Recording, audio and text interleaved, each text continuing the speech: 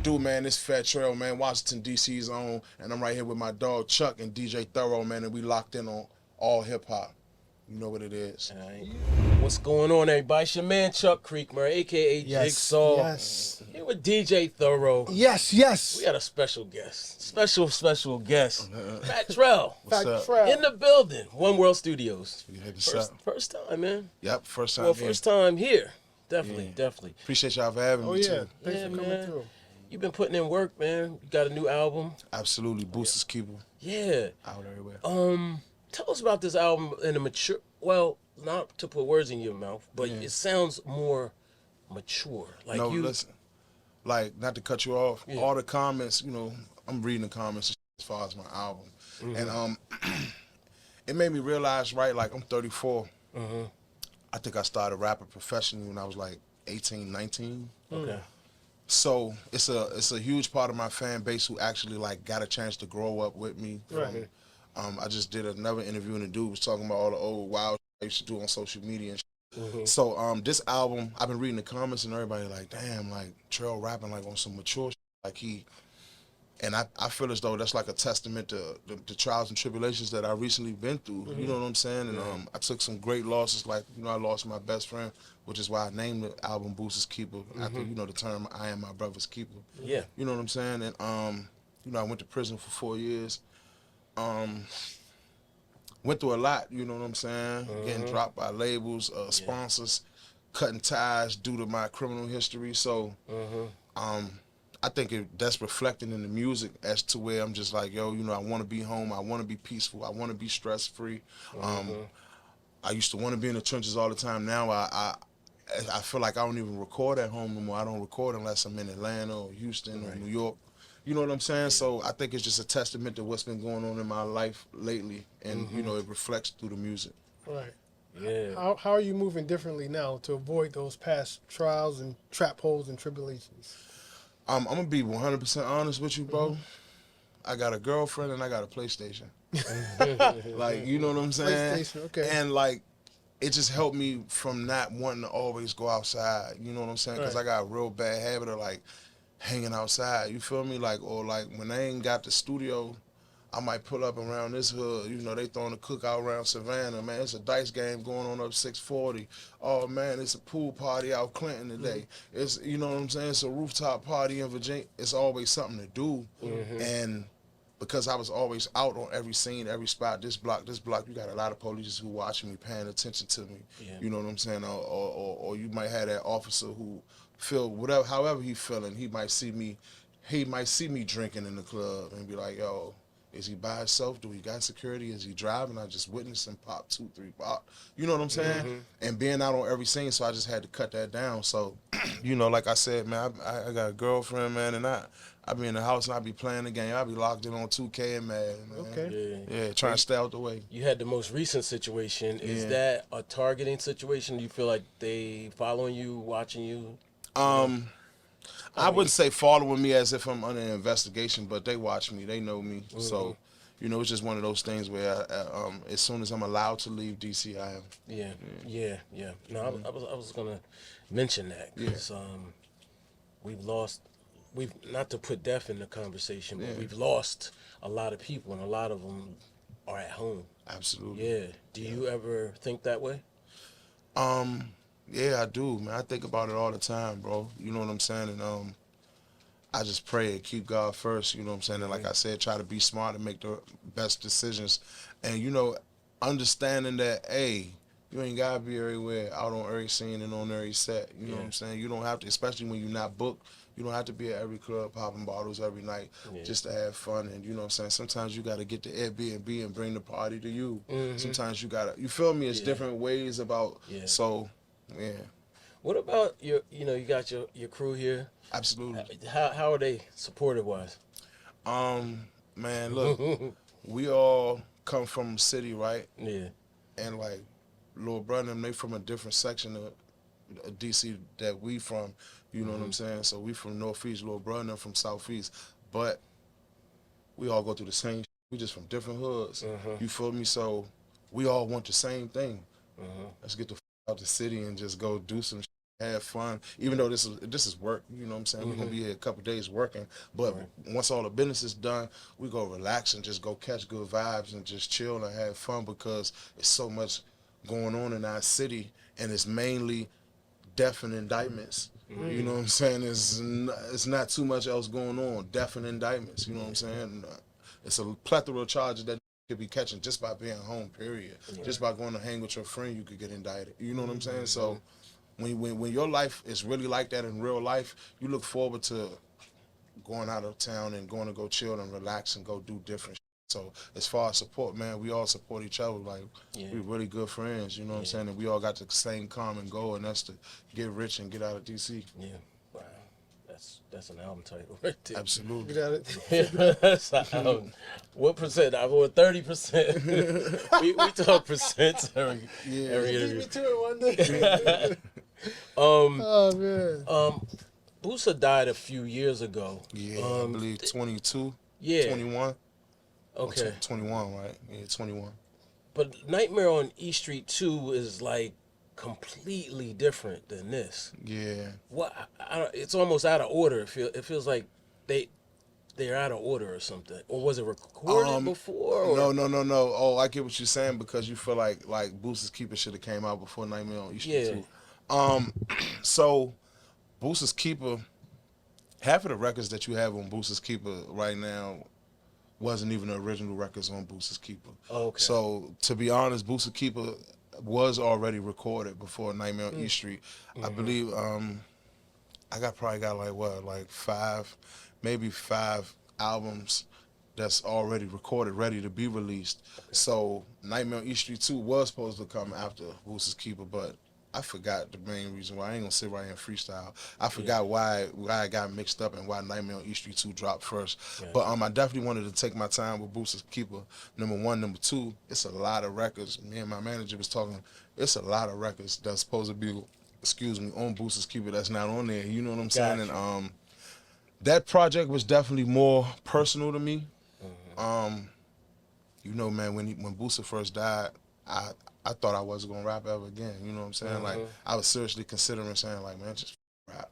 You know what I'm saying? Because how fun is it if your best friend out there, like your dog, like, you know what I'm saying? The one who watched this shit from, you know, from just a figment of my eye imagination on MySpace to actually step by step going to go do this shit. Right. And now that he not here, it's like, damn, will I have the same love? Will it be fun? Will it be the same? You know what I'm saying? And so I kind of struggled with that. And I was like, you know what?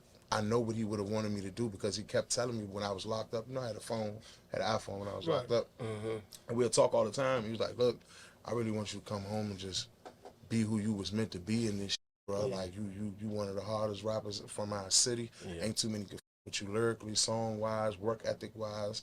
You know what I'm saying? Like, I want you to reach your full potential, and we got to say the streets full-fledged. And that was one of the main conversations we had before he, like, when you come home this time, just try your best to be just a rapper, Trel, this time. You know what I'm saying? So when he died, I'm like, damn, I don't want to do it no more. But then I went back to that conversation like, nah, bro wanted me to turn up on this rap shit. Right. You know what I'm saying? Because like I said, it ain't nothing but death and indictments in our city. Right. You feel me? So And you were locked up at that time. Yeah, I was locked up. Yeah, I was locked up when he. Right. I was locked up when he.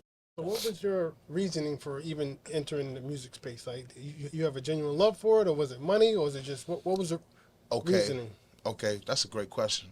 My number one reason to get into music was we were what, 14, 15 on MySpace?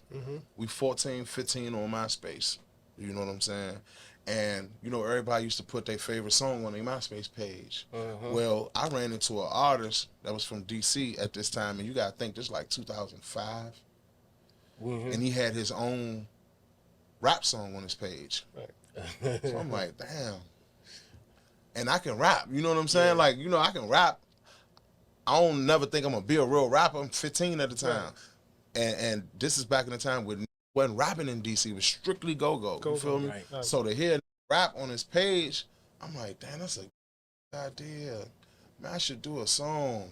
So when people look at my pictures, they could hear my music. You know what I'm saying? Right. So that was my first reason right there. Boom. Okay. So then I went to the studio. We started recording. I started hearing my voice on records.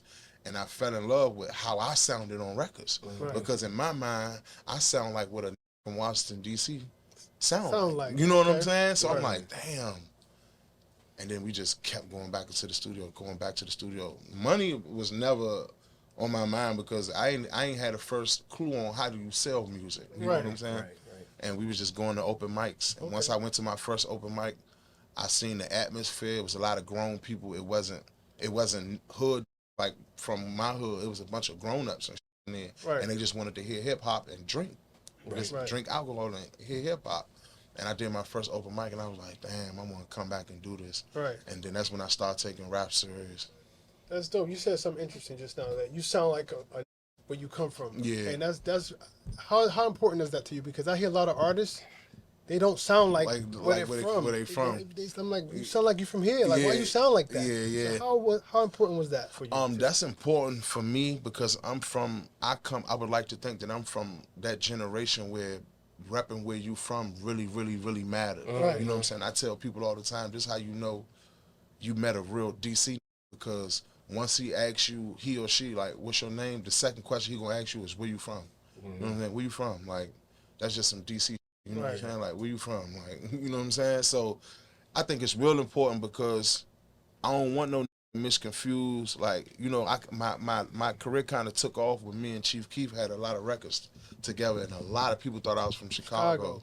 You know what I'm saying?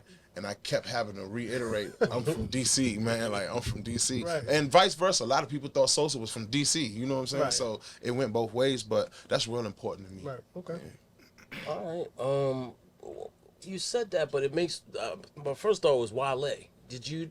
Were you not tapped in with his movement, like, as an artist?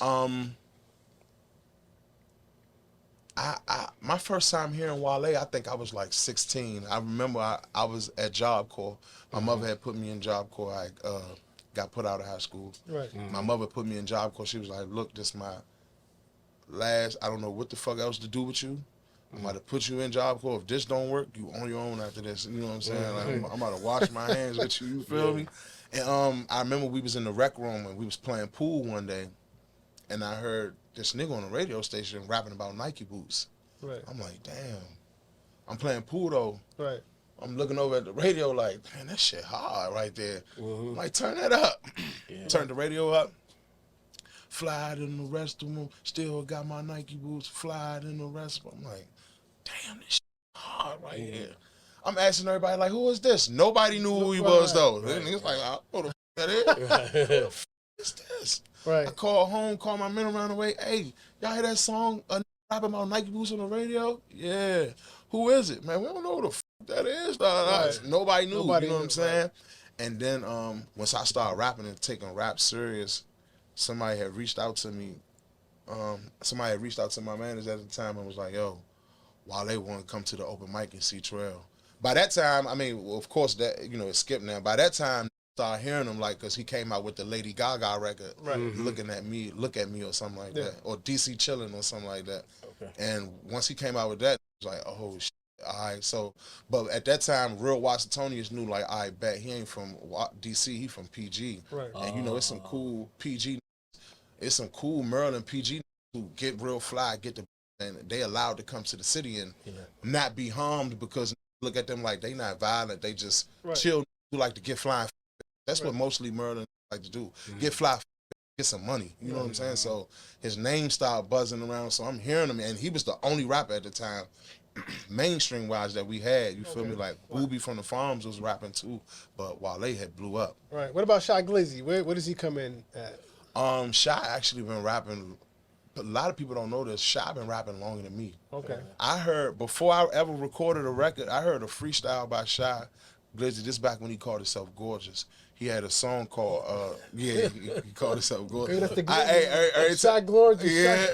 Every time I talk to him, right? Every time I talk to him, I always bid off him like, bro, I remember you when you called yourself Gorgeous. He was pimping? That was a pimp name. But he remixed y'all remember Yo Gotti had the song 5 Star Chick? Yeah. Was it Yo Gotti or Gucci Man? Just a 5 Star Chick. Yeah. I remember that. They both was on the record. Right. But anyway, Shy had remixed that song on MySpace. Right. And this was before I ever recorded a record. You feel me? So shout out to him too, because I heard his voice on the record before I ever recorded. So I'm like, damn. I think he called this a 30-shot clip. This a 30-shot clip or something like that. Right. So I'm like, damn, little bro, rap. I seen what Hoodie from you from 37 Southeast. I'm like, damn. I'm like, so that's when it started clicking. Like, nah, I gotta go record. Like, nah, it's rapping. Southeast is rapping. Like, oh, what the is going on? You know what I'm saying? So I just started recording, bro. Like, I just want to start telling my story from my perspective of the hood that I come from. Right. And I can tell you write. Well, now, you don't. Do you write or don't you write? Because I've heard you say, I think you don't. So I just recently stopped writing probably like 5-6 years ago, right? But let me be honest. Certain records I will write the verse to. Okay. You know what I'm saying? Certain records where I want to talk my talk, I'll write to. But for the most part, majority of my studio sessions, I'm just punching in. Yeah. You know what I'm saying? So I did stop writing, but the production got to make me want to write. Mm-hmm. So certain beats make me want to write. Right. Who are some of your go-to producers, or your favorite producers? That you like to work with? That I like to run with now recently, it's a kid from out of Pennsylvania. I think he's from Harrisburg. His name Almighty. Almighty. Lil Almighty. He from that Pittsburgh, Harrisburg, Philly area. He hard. Okay.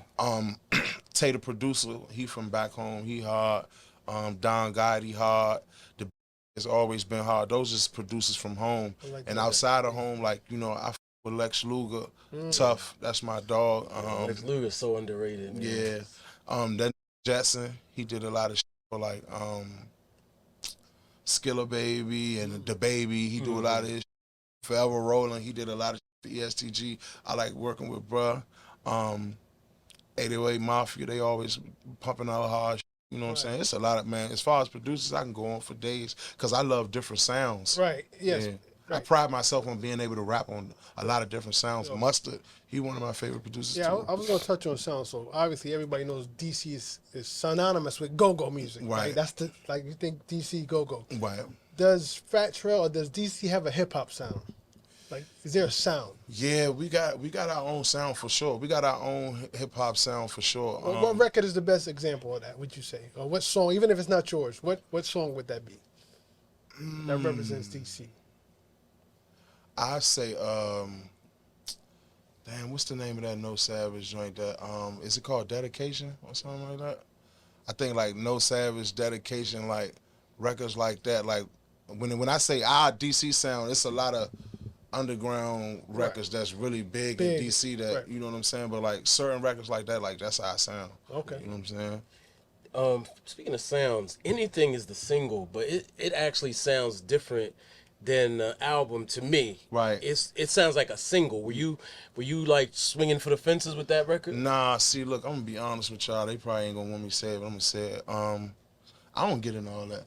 Okay. I just record the records, and you know, when they be like, yo, we want to push this record, we want to put this one out first, we want to do a video to this, I don't care, because if you ask me, I'd shoot a video to every last one of my records. Yeah. I really would. Okay. You know what I'm saying? So I wouldn't say swinging for the fences. It was just, you know, like I said, we travel so much and we listening to my music so much. Yeah.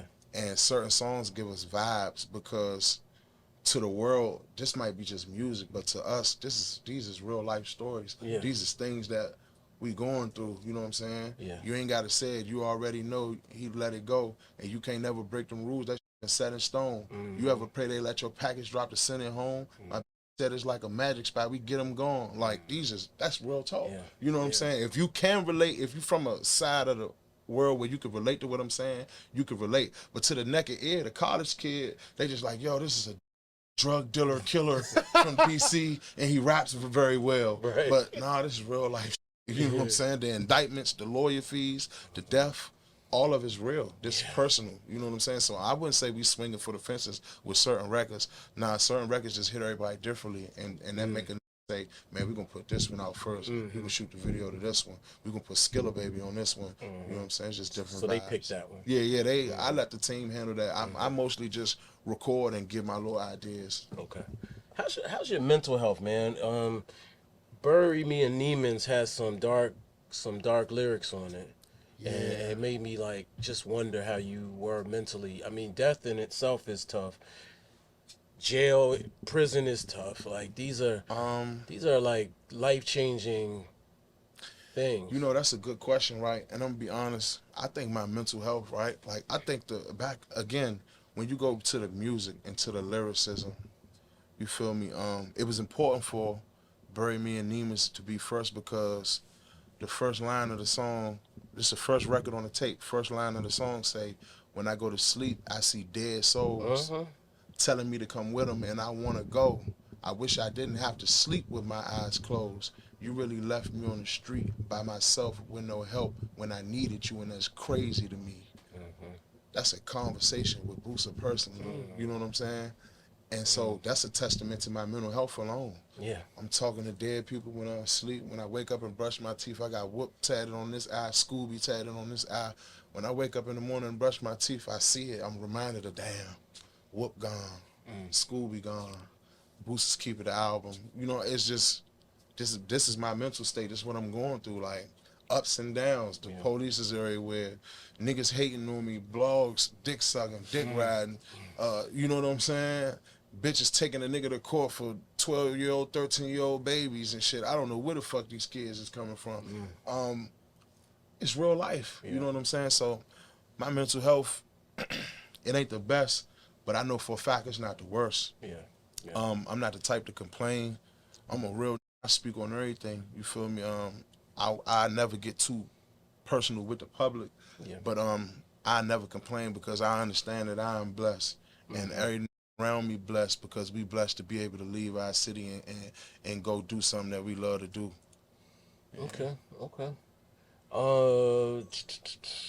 was gonna ask you something. I hear you say make better choices a lot. Yeah. How are you now with your choices? Are you sober, for example? Because I know you were dealing with that at a point. Are you? I smoke. Yeah. I stopped. Let me say this because a lot of people wonder, right? A lot of people wonder. I had a real bad addiction to lean and Percocets. You know what I'm saying? Like, it is what it is. I ain't ashamed of it. I never not speak on it. I don't care who knows. You know what I'm saying? I have stopped popping perks and drinking lean. You know what I'm saying? I haven't did that in probably over a year now.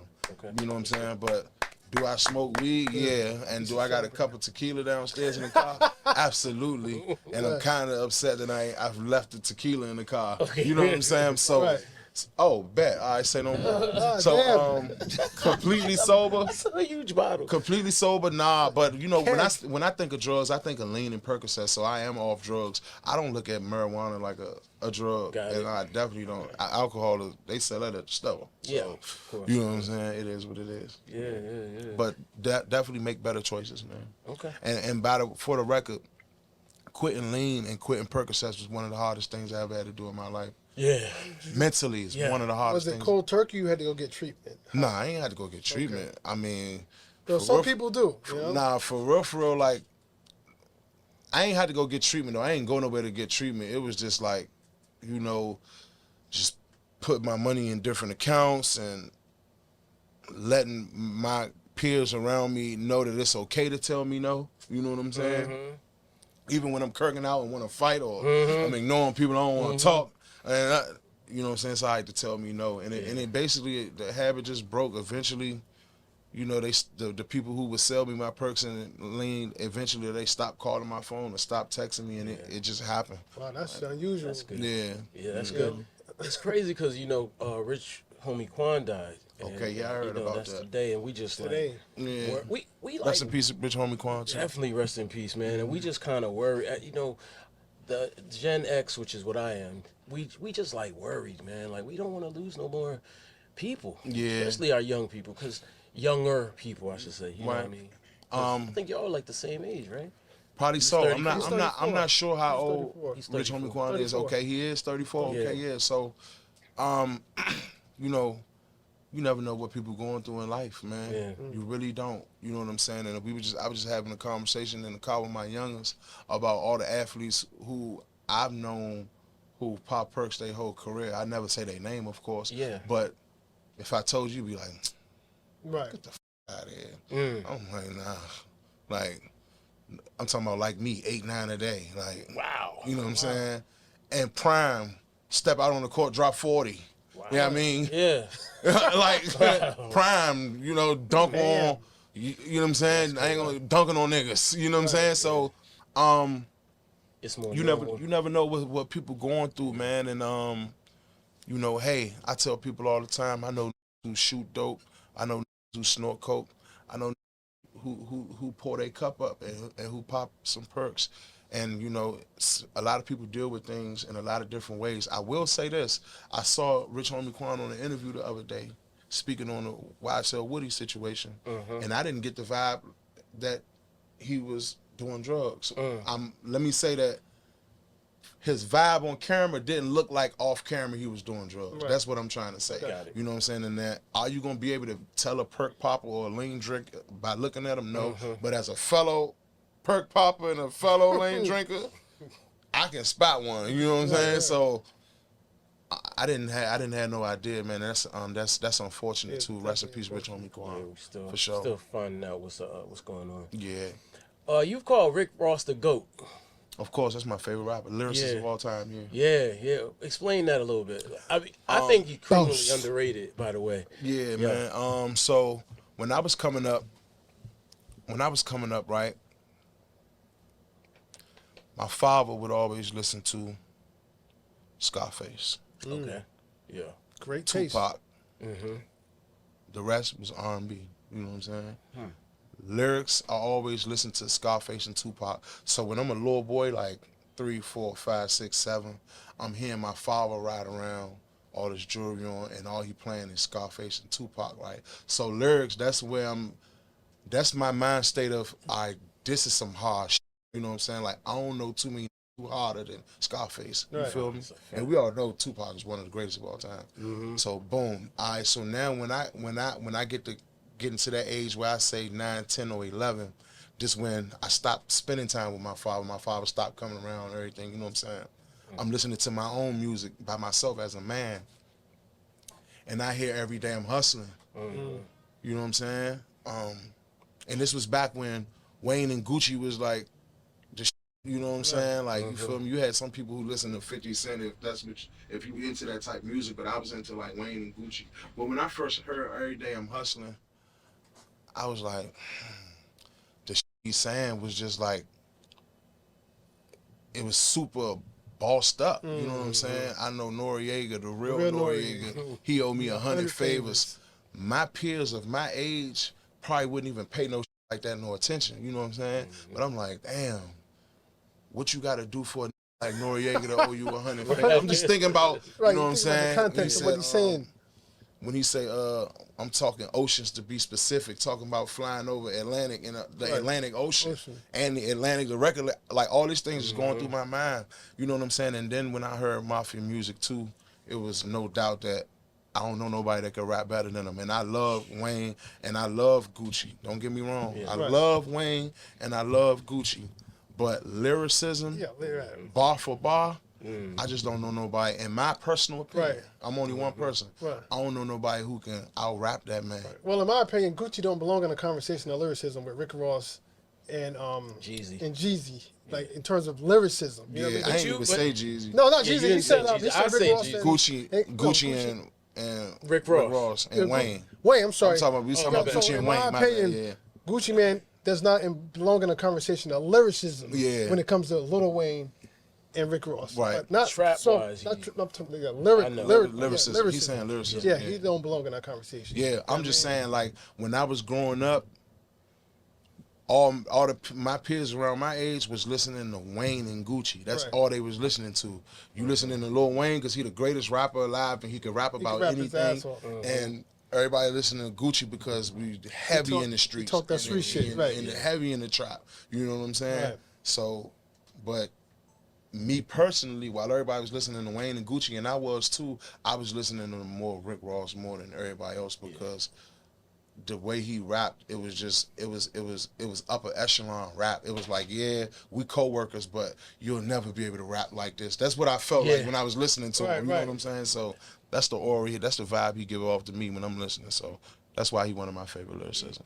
Good good beats too. Yeah, Beats great Yo, beat selection. He's a beat picker, yo. Yeah, We still want him to be an A&R. Yo, he can pick some beats, yo. Bro, this dude got range. Like I remember, he had left the crib one day, and I was looking for something. I think I might have been looking for a pen and pad or something in the studio, and he was like, "Yo, check the closet in the studio." I'm like, "All right." I opened up the closet, and this nigga had so many hard drives, bro. Wow. And I'm looking in this closet like, wow. It hit me, right? Because I'm like 22, 23. Right. I'm like, yo, I'm in Rick Ross's musical closet vault right here. Like, this could possibly be hard drives of all the music he's ever created. I don't know what's on these hard drives. Right. You know what I'm saying? Yeah. But it got dates on them. They got dates and like studio names on them. Right. So it might say One World Studio 2017.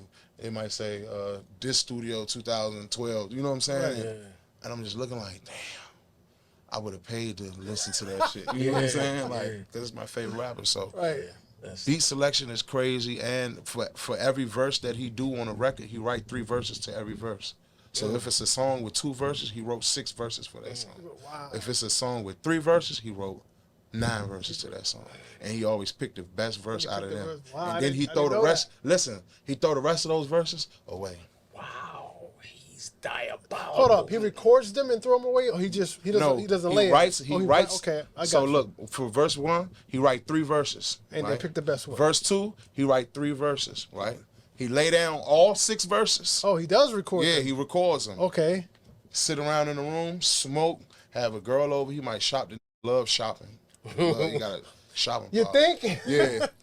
We might sit in the studio, drink, smoke, vibe, invite some girls, and he'll be shopping. You know what I'm saying? But the whole day we listening to the verses, and he trying to figure out like, yo, all right, so which verse we keeping? He asks for everybody's opinion. Everybody say which verse we keeping. I keep them, delete them, and he still write to this And he day. just So delete them and they so gone. all the verses that he don't use, he ball them up, throw them in the trash. I witnessed this with my own eyes on several occasions.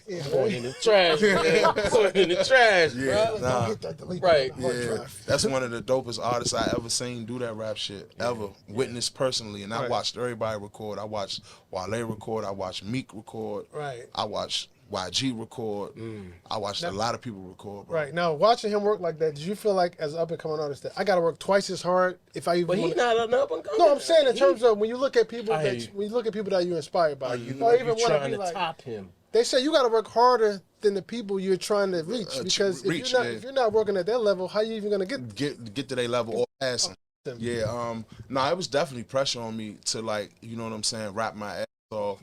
But like, you gotta understand, I'm coming from a place at the same time I'm a kid. You know, I just got signed to him, and I was coming from a place where I wasn't necessarily trying to be the best rapper of all time. Okay. I wanted to check to take care of my friends and family. Gotcha. You know what I'm saying, and do something that I love, as to where the I wouldn't have to worry about the FBI inquiring about my finances. So that was my main goal. You know what I'm saying? Grammys, BET Awards, that wasn't really my main goal. I just wanted to rap, get my story out there, get some paper. When I seen him work, I was like, yo, this really write 3 verses to every verse, bro. You know what I'm saying? Like, and it dawned on me like, damn, should I steal that method? But I was like, you know what? That's what make him the artist that he is. That's his method. Don't steal his method. You know what I'm saying? Be you. And so I never write like 2 verses or 3 verses or nothing like that in my verses, but I always pride myself on, once I lay my shit down, I don't feel as though it's gonna be a soul in the room who gonna want me to re-record it. Right. And I gotta make sure it's that hard. You know what I'm saying? You got a lot of styles too. I mean, you've seen. I mean, the versatility is crazy. Extremely versatile. Yeah. Do you ever think, like, what if, you know what I mean, some of the things that that have happened almost feel like they've derailed you from your career as a rapper? Yeah, of course, every day you think, what if, man? Especially when you see when you see your peers, like, you know, I came up with Dirk, Reese, you know what I'm saying, Chief Keef. I came up around that era.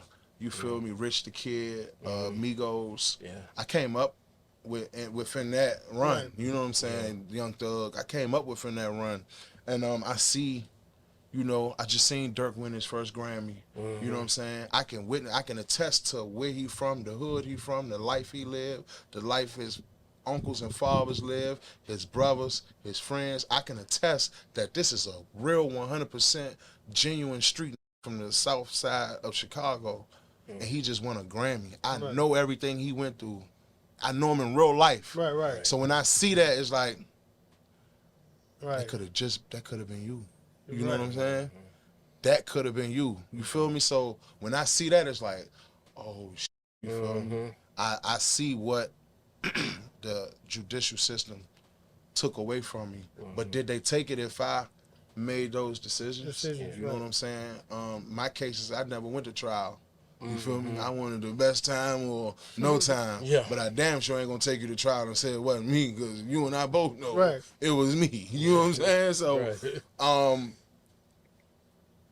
you know, things happen. You know what I'm saying? And God did this, bro. Everything, every sit down I ever took, every loss I ever took, God did it to me. Whether I find out a year from now or 10 years from now, that's another story. But I know He ain't make no mistake. He ain't make no mistake. So rap wise, rap, I feel like you're still growing. I feel like you're still evolving. And like, how hard is it for you to keep topping yourself? Because it's just, I don't know. It almost feels like you're still, you're still climbing. Does that make sense? Yeah, it does make sense. Artistically, though. Yeah, artistically. I get exactly what you're saying. For example, I was just in Atlanta recently, and somebody had sent me a folder, and it was all full of like Detroit beats. You know what I'm saying? And then like, so while I'm listening to them, I'm not speaking out loud, but I'm thinking in my mind like, damn, this about to be my first time ever one of these Detroit joints. You know what I'm saying? Boom, I got a record. I forgot the dude's name. I'm sorry. Tater produces, but he co-produced it with a dude from New York. I got one of them New York drill joints that I just jumped on, hard record, and I'm thinking to myself like, damn, this is gonna be fun. I never did it before. How is a DC gonna sound on this beat? You know what I'm saying? So when I do the records, it's like, damn, I bet it's a challenge. You know what I'm saying? And we knock out the challenge, we knock out the record. So I don't think it's hard to top it. It's just like, are you the type of person, do you want to top yourself? Do you want to top what you recently did? You know what I'm saying? I feel like it's easy to get complacent once the money starts flowing in. You feel me? Like the money changes everything. Whether you want to admit it or not, the money changes everything. And so no, it's not hard at all for me to top it. I accept the challenge just because I actually do genuinely love music. I might not love music for the reason that the next man in the room love music, but I genuinely have always loved music. My mother told me since you was born, don't nothing calm you down or put you in your mood, make you happy, make you sad. Music affects you in so many type of ways, to the point where I was pulling out pots from under the sink and using the spoons and as drums. You know what I'm saying? To asking my mother, hey man, can you put me in drum lessons with the dude from church when I was young? To my uncle record me when I was a little boy. I always been around music. And Anita Baker and John Legend, those are my favorite singers. And people look at me and they like, yo, you like Anita Baker and John Legend? I'm like, yeah, they the greatest of all time, like, in my opinion. You know what I'm saying? So I never expected it's just that give you a testament to where musically where my ear been since I was a kid. Have you ever sampled anything from Anita and rapped over it? That'd be crazy. You know what's crazy? I love sampling music. One producer did send me a beat with Anita sampled on it. I ain't record to it yet, right? Because what I was trying to do with it and how the beat sounded, it was kind of sounding forced. You know what I'm saying? But I would love to get a record in with Anita Baker or John Legend. Still here, both. Yeah, she's still here for sure. Still here, so. John Legend's, I saw him on TV last night. He's still here too. John Legend, the king to me in my eyes. Definitely. So let's get you a top 5 dead or alive. We asked this of everybody. We know Rick Ross is number one. Can you round that out to 4 more? Top 5 dead or alive. Your favorite. I would say Rick Ross, Lil Wayne, Gucci Man. Okay. It's Grouchy. That's 3. Damn, that's a good question. 4 would be Scarface. Okay. I just love the way, like, all the influences. The way, I don't know, it's like the way Scarface make music, you know what I'm saying? Then I read his book and found out that he actually produced a lot of those records, bro. Oh yeah, like he made down to the keyboard, to the beat pad. Yeah. And I'm like, get the f Yeah, he's a double threat. Yeah. When you go back and listen, you like, no way, bro. Yeah. You know what I'm saying? Like before Kanye, there was Scarface. I never knew till I read his book. You know what I'm saying? So definitely Scarface. And the fifth I'm gonna have to give to Dollar. Y'all remember Dollar from Atlanta? He got killed in L.A. at the mall.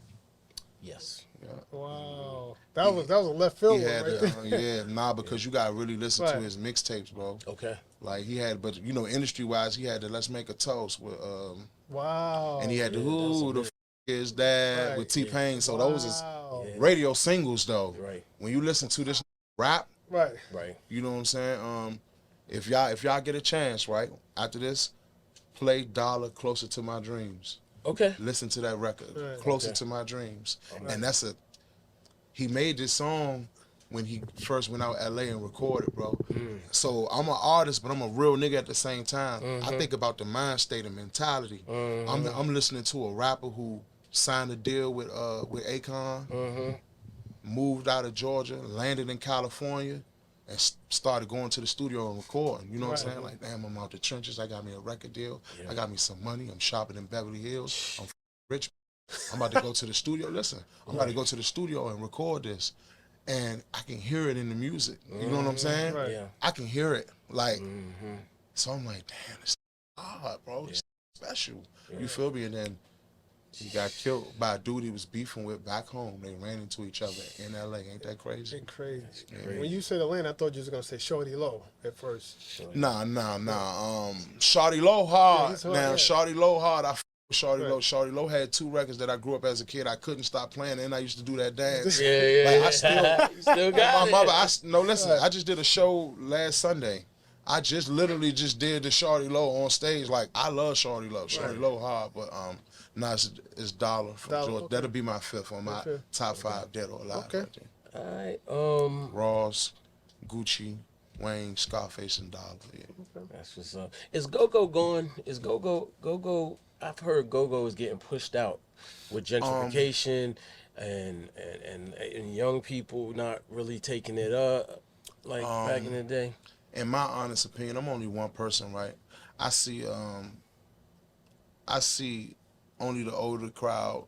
You know what I'm saying? Don't get me wrong, it's a bunch of young kids who love Gogo, but it's not as popular to the young kids as Gogo was to us. You know what I'm saying? Right. Gogo was everything. There was no rappers. You feel what I'm saying? So, but Gogo will never die though. Okay. Gogo will never ever die. You know what I'm saying? Like you look into the eyes of Chris and Big G and them when they performing. Right. They love it too much. You know what I'm saying? They'll never stop. Gogo will never die. I just think the younger generation is very bad at being honest, and they just sometimes they don't know what to say out their mouth sometimes. But it is what it is. But they being honest though, and they being real though, and you gotta respect that though. They ain't giving you no fake. I'd rather go on camera and be like, man, nah, I don't listen to Gogo, versus a on camera line like, yeah, man, TCB my favorite band, and they be like, what's your favorite song? And they be like, what's the name of the song? Yeah.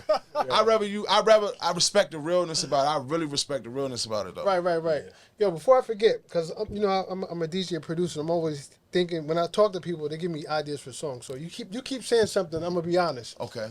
You should. That's a song right there. I'm gonna be honest. Oh, okay. Yeah. You know what I mean? I like to be honest, bro. As honest as possible. Because you keep saying it, I don't think you realize that's a song right there. Because you continuously saying, I'm gonna be honest. Yeah. You could turn that saying into a record. Absolutely. I mean? No, that's a good idea, bro. All right, so I need my 90% for that. I got you.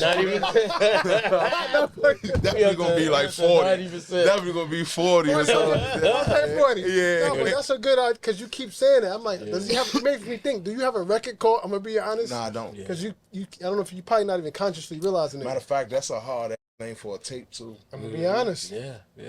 Do you? There you go. Yeah, I gotta steal that from you. You might be 60%. Good. Nah, but do that. That's you know. Absolutely. All right, last thing. Yep. Fatherhood. Can you talk about that? What about it? Being a father. You know, you are a father. Am I right? Yeah, I'm a father of 3. Of 3. Congrats. So you do you like being a father? Yeah. Now, I thought he was gonna say I'm gonna be honest. Yeah, now look. Now ask me, do I hate it? Right. Do you hate it? Yeah. I love it and hate it. It's a love-hate thing, man. That's a real answer. So let me say this though, right? Parenting is everything that my parents told me it would be.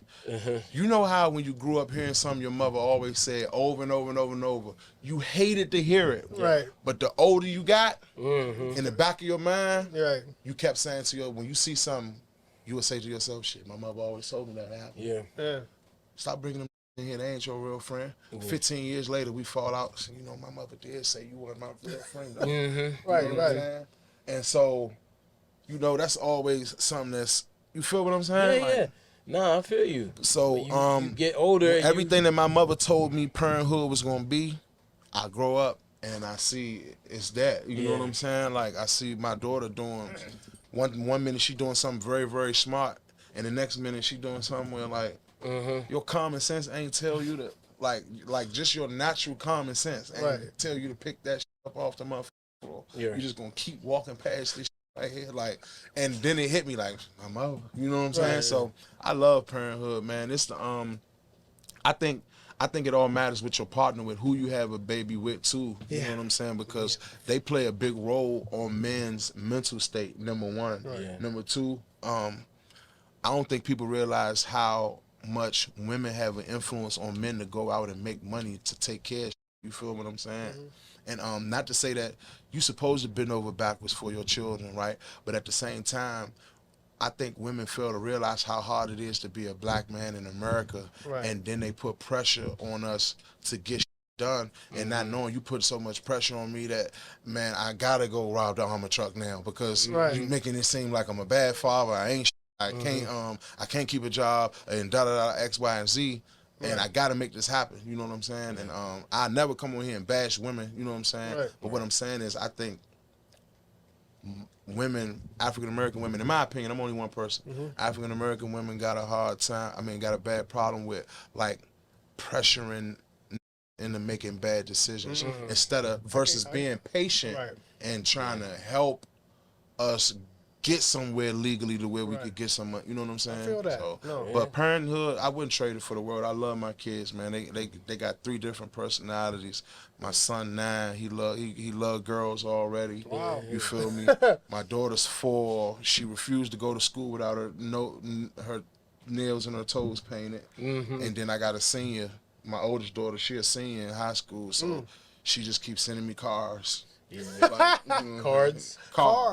Like, cars she wants? Yeah, like. What does she want? I want this car. First man. it's the G-Wagon. Then it's the Panamera. Then you know high what? school. Yeah, you know what, Dad? I'll just take a Tesla. Oh, man. Then it's like, you know what I'm saying? Man, you got to do that. She just sent me a drop top Escalade the other day with the top drop on the Escalade. Yeah, I saw those joints. Yeah, they just came out. I never seen that before. She sent me that. She was like, you know what? All right, this is the last car. This gotta be my car. Like, you know what I'm saying? She's swinging for the fences. So the question is, are you gonna get it? My baby gonna get something. She gonna get something. Good answer. Good answer. You know what I'm saying? She gonna get something. She gonna get something. You feel? Don't get that damn Cybertruck though. Nah, she said the Cybertruck looked like a, what she say? An air fryer. Right. My daughter said the Cybertruck looked like an air fryer. Dude, it look crazy. It definitely does. I just don't see. I mean, well, you know, I understand. I'm hip to African American culture, and I know that us as we like having the new. Number one. Number two, we like tricking shit out to our liking. Right. So I'm looking at what's my man from Houston, Texas, man? Slim Thug? Nah, Trader Truth. I'm looking at Trader Truth. He like, man, I got the best Cybertruck in America. Then you got my dog, Icewear Vezo. He from Detroit. Nah, homie, I'm sorry. I got the best Cybertruck in America. I love that. You know what I'm saying? Because you got Houston, you got Detroit, you got my dog in Boston, you got my in New York. I love that because it's black people having fun. You know what I'm saying? But in a positive way. You feel me? So I love that. But I don't know what car she gonna get. Okay. She gonna get something. She gonna get something. She gonna get something. Yeah. Man, Fat Trel, appreciate you, man. Nah, appreciate y'all for pulling up to the platform. Thank you, man. Definitely. Appreciate y'all for having me, man. Thanks, man.